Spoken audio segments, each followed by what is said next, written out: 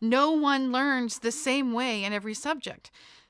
A child who is really, really good at math may struggle at English. A child who is really, really good at languages may have trouble with their own, And so there is no student-centered learning model in the public school system. And that's what I wanted for my children.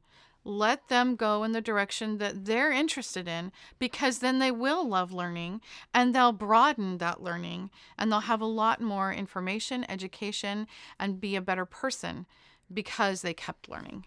The kids tell us what they want to do, what their interests are, and it's better on the budget and certainly less miles on the van. For me, was realizing that just because something worked for one child really, really well, when I used it on the next child and it didn't, it wasn't me. It was they learned a different way and they needed something different. And now there are so many resources out there that you really have this big, huge buffet of options that you can choose from.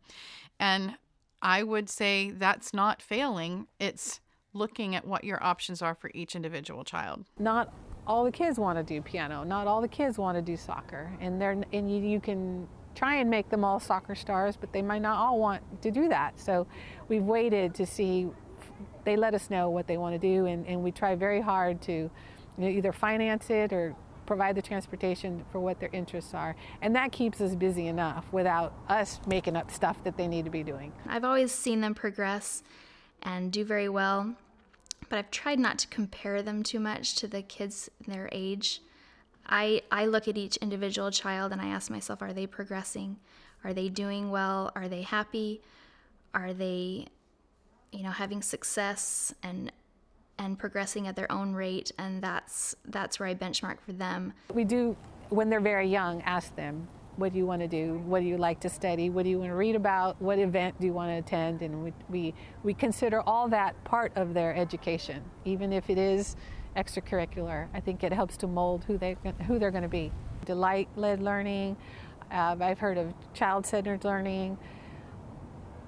We didn't know those terms. We just figured out that it was less work to let your child read what they want to read, study what they want to study. In the end, they just need to get a very good verbal and math score on the SAT or ACT to get where they want to go. But if they did it reading about mathematicians like Hannah did, or reading about medical missionary stories like Serena did, whatever it is that interests them, as long as it's wholesome literature and it's helping them with their grammar and writing, then why not?